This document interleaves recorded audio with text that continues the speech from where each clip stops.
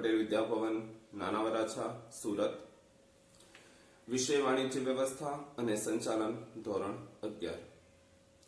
Chapter number 6 ધંધાકીય વ્યવસ્થાપનના સ્વરૂપો, ભાગ 1, ભાગ 2.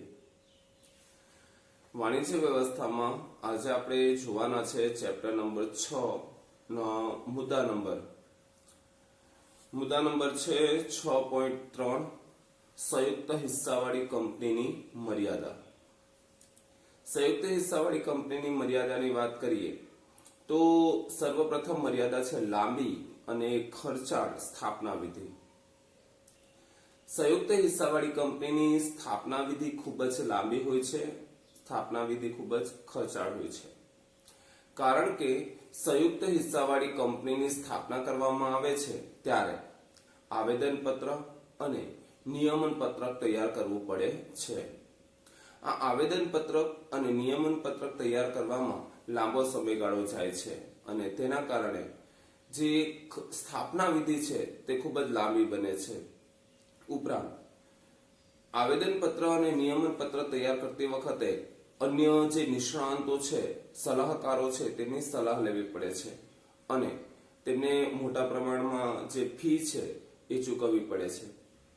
આથી જે જોઈન્ટ સ્ટોક કંપની છે, સંયુક્ત હિસ્સાવાળી કંપની છે, તેની સ્થાપના વિધિ ખૂબ જ લાંબી અને ખૂબ જ ખર્ચાળ હોય છે. સાથે સાથે જોઈન્ટ સ્ટોક કંપનીની સ્થાપના વિધિ લાંબી, ખર્ચાળ અને ખૂબ જ જટિલ એટલે કે મુશ્કેલ પણ હોય છે. બીજો મુદ્દો જોઈએ તો ધારાકીય નિયંત્રણ. જોઈન્ટ સ્ટોક કંપની પર સરકાર દ્વારા અનેક પ્રકારના નિયંત્રણો મૂકવામાં આવે છે.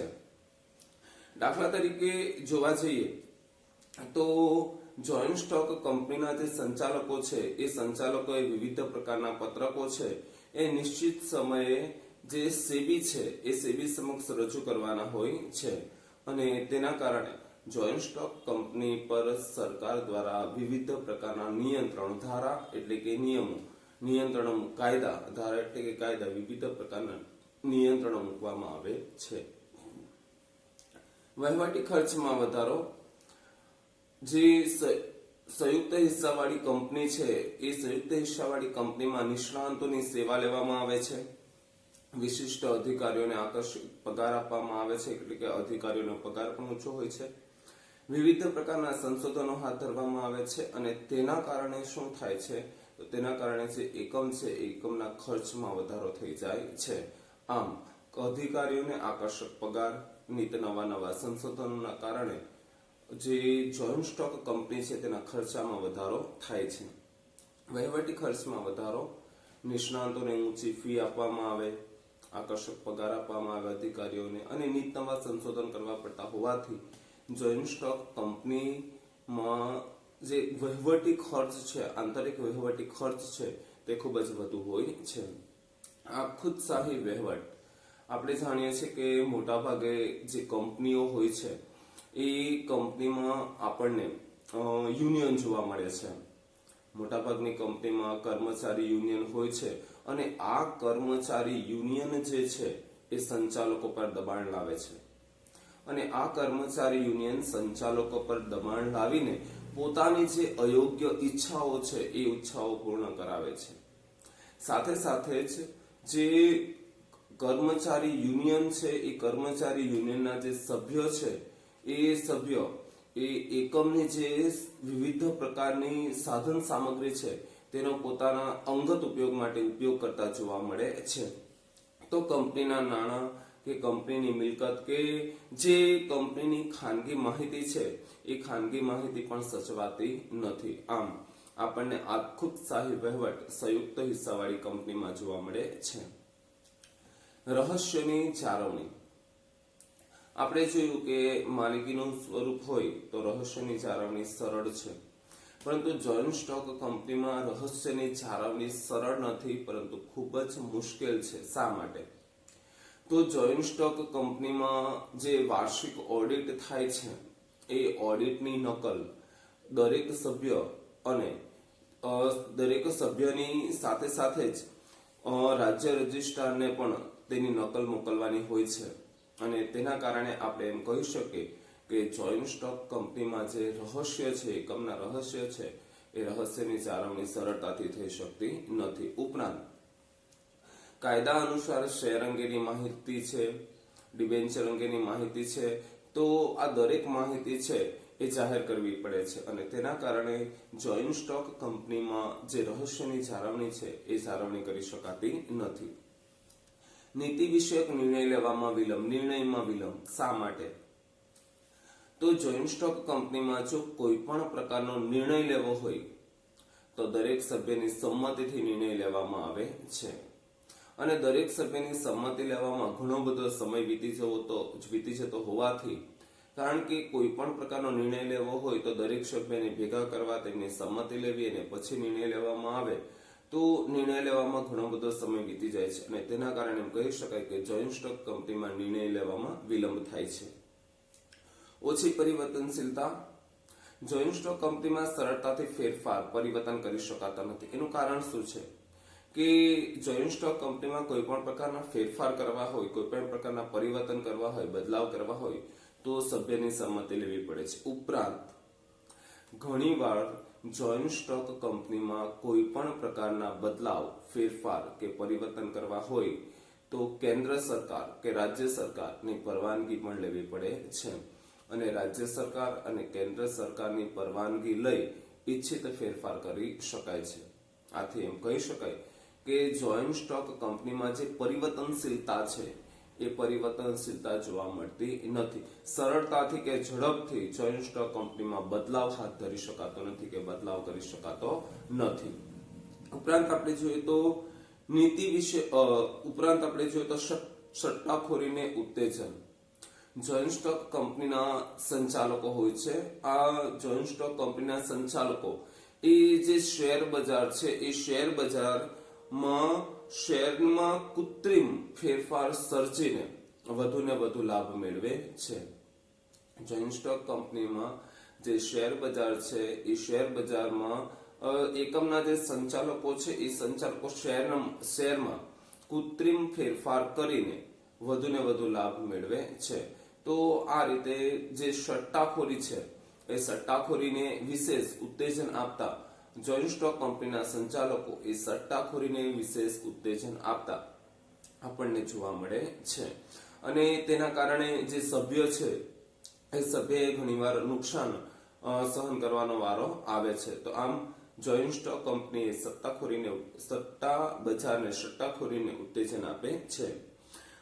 સમાજને ગેરફાયદો. જોઈન્ટ સ્ટોક કંપનીનો મુખ્ય હેતુ, મુખ્ય ઉદ્દેશ્ય શું છે? તો જોઈન્ટ સ્ટોક કંપનીનો મુખ્ય ઉદ્દેશ્ય છે નફો.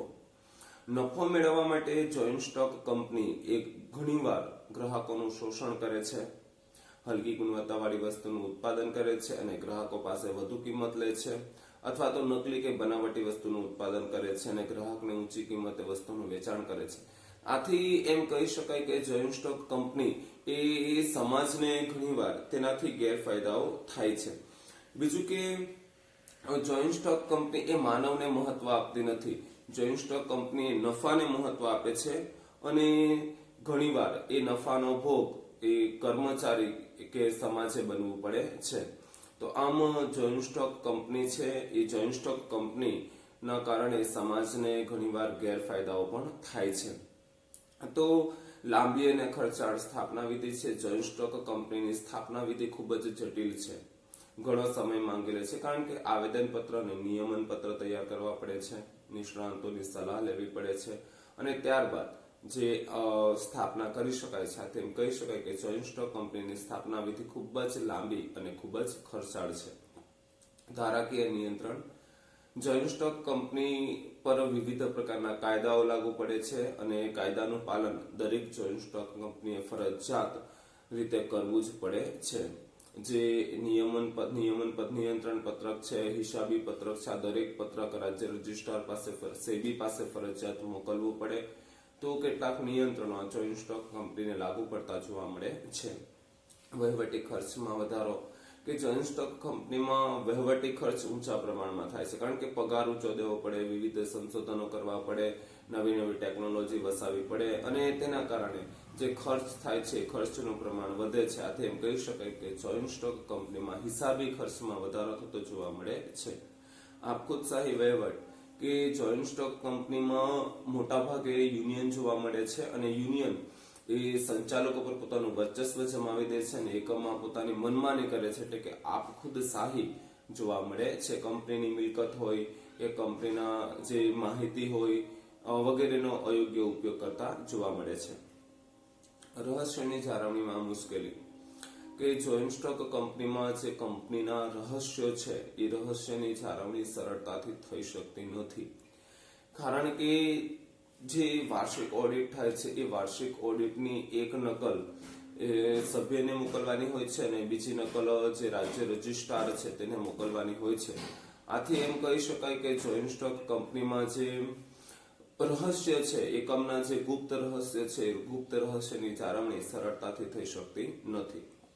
ઓછી પરિવર્તનશીલતા જોઈન્ટ સ્ટોક કંપનીમાં કોઈ પણ પ્રકારનો ફેરફાર કરવો હોય, પરિવર્તન કે બદલાવ કરવો હોય તો દરેક સભ્યની સંમતિ લઈને ફેરફાર, બદલાવ કે પરિવર્તન કરી શકાય છે. આથી એમ કહી શકાય કે જોઈન્ટ સ્ટોક કંપનીમાં જે પરિવર્તનશીલતા છે એ ઓછી જોવા મળે છે. નીતિ વિષયક નિર્ણય લેવામાં વિલંબ જોઈન્ટ સ્ટોક કંપનીમાં જો કોઈ પણ નિર્ણય લેવો હોય તો દરેક સભ્યની સંમતિ લઈને નિર્ણય લઈ શકાય છે. આથી એમ કહી શકાય કે જોઈન્ટ સ્ટોક કંપનીમાં નિર્ણય લેવામાં વિલંબ થાય છે, નિર્ણય લેવામાં વધુ સમય વીતી જાય છે. સટ્ટાખોરીને ઉત્તેજન કે જે કંપનીના સંચાલકો છે એ શેર બજારમાં કૃત્રિમ ફેરફાર સર્જીને વધુ ને વધુ નફો કમાય છે. આથી એમ કહી શકાય કે જોઈન્ટ સ્ટોક કંપની એ શેર બજારને વિશેષ ઉત્તેજન આપે છે. શેર બજારમાં જે સટ્ટાખોરી છે એ સટ્ટાખોરીને ઉત્તેજન આપે છે.